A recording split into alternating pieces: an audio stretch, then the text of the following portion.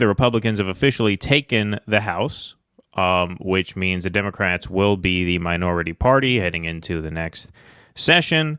And obviously, Nancy Pelosi just announced earlier this afternoon that she will not be seeking re-election as party leader. Instead, she is going to be passing the torch to the next generation. If you Google Nancy Pelosi next generation, you will see a bunch of headlines. You will get a picture of Patrick Stewart. Yeah, right, exactly. Bunch of headlines come up. This is from The Guardian. Pelosi to depart as top House Democrat to make way for a new generation. The outgoing Speaker, 82, who has led House Democrats for 2 decades, makes announcement after the Republicans win control. And she says, with great confidence in our caucus, I will not seek re-election to Democratic leadership in the next Congress.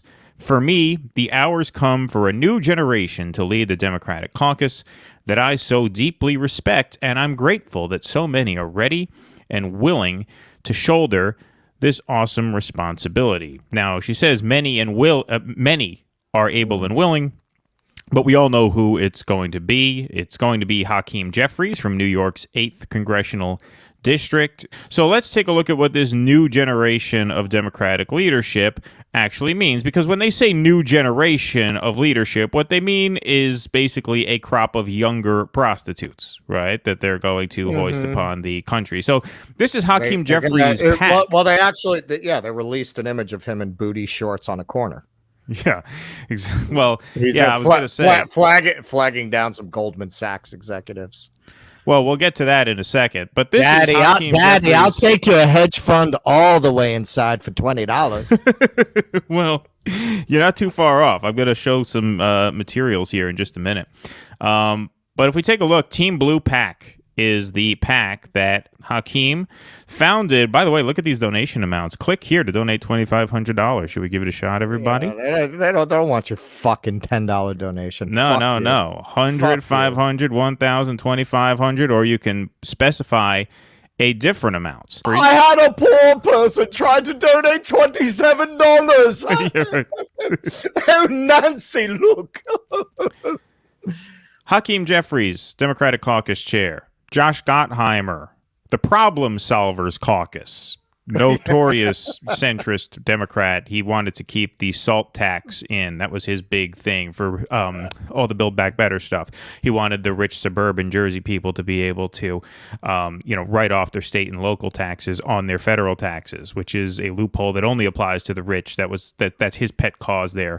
Terry Sewell, the New Democrat Coalition, they are the third way. What he believes in. Yeah, exactly. The New Democrats are basically the third way Democrat. And then Sherry Bustos, the co-chair House Democratic Steering Committee. So that's his PAC. This PAC was designed specifically to keep progressives out of the party. In this challenging redistricting cycle, Team Blue PAC will fight to protect our shared democratic values in our big tent party. We will focus on protecting Democratic members of Congress and ensuring they have the funds, infrastructure, and support needed to communicate their accomplishments and get reelected in 2022. What's really interesting about this is that despite their pledge to protect members of Congress, they actually endorsed Sean Patrick Maloney in his primary against Alessandra Biaggi, even after he forced a Democratic incumbent out of his home district. So apparently this, incumbent protection racket only applies to certain kinds of incumbents, and we're going to get into which kind of incumbent they're talking about. So let's take a look at the new generation of leadership, Hakeem Jeffries. This is from Open Secrets, which is a great website that you can go to find out where these politicians get their money from. So in the 2022 campaign cycle, the top industry donating to Hakeem Jeffries, securities and investment, $523,000. Top contributor, the Pro-Israel America PAC, $213,000. All right. Top contributors, Pro-Israel America PAC. I mean, he's really going to get Kanye going. Well, yeah, Kanye should have come after him. The Pro-Israel America PAC, NORPAC, which is another pro-Israel PAC, Vote Sane PAC, obviously, as you could tell, a centrist bipartisan PAC. DEFCON 3 when he hears about this.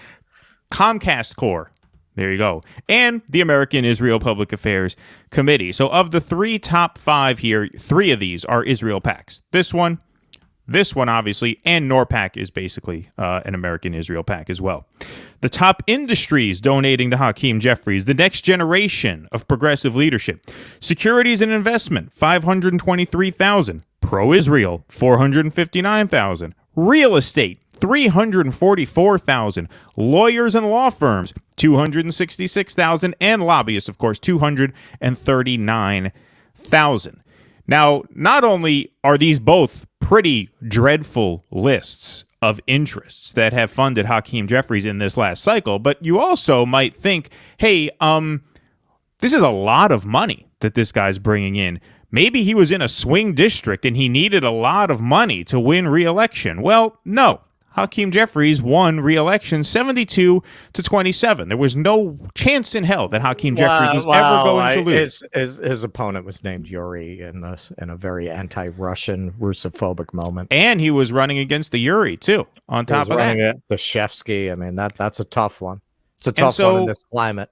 If Hakeem Jeffries is winning by this margin, what that means is that these donations are not donations. These donations are bribes. They are not intended to help him win re-election. They are intended to steer him once he does. If you take a look here, the final chart I'll show, this is total amount raised by Hakeem Jeffries. Those are the blue charts there.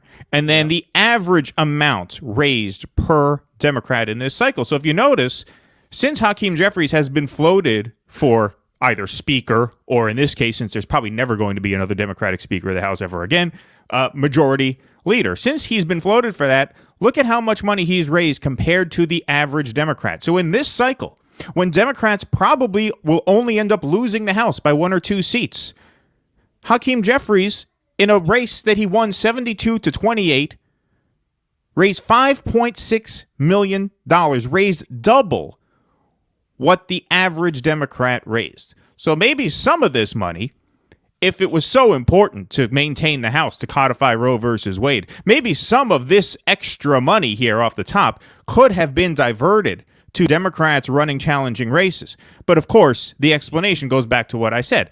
These are not donations intended to help him win. These are donations intended to influence him once he does. Hakeem Jeffries is as corrupt a prostitute as there is in Washington, D.C., and this is the next generation of Democratic leadership that Nancy Pelosi is passing the baton to. Well, that's, it's like the Emperor and Darth Vader. It's a very, when I left you, I was but a student. Now I am the master. That's complete. Who else would Nancy Pelosi pass it on to? Somebody who's not corrupt? That would be like a rebuke to her entire career. Yeah. Well, I mean, look, the thing is, it's just, I mean, this is something that a lot of the corporate Democrats use. They say, well, we're going to pass it down to a new generation. As if people just take for granted that the new generation is more progressive than the old generation, right?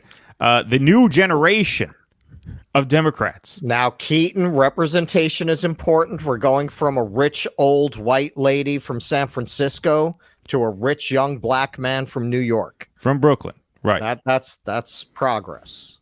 Exactly. Progress of a kind. By the way, in case you're curious, it's funny, sometimes you can just look up, because the Open Secrets is a great site. You could check out any politician you want. So we all saw, Hakeem Jeffries, $500,000 from, securities and investment and, Comcast. And if you go down the list, I mean, we didn't look at the top 20. We only looked at the top 5. Blackstone is on there. All the usual suspects are on there. And then you just for the hell of it. Comcast, which last I looked, it could have changed by now. Its employees rated it the worst company to work for in America. Yeah, well, that wouldn't surprise me. I do believe I recall that also. But you can Google anybody, right? So if you look at a guy like Bernie, his top industry, retired people, old people who don't work anymore. He raised $2 million from them from 2017 to 2022. His top institutional donor is the University of California, for $29,000 compared to all those numbers that we just saw from Hakeem Jeffries.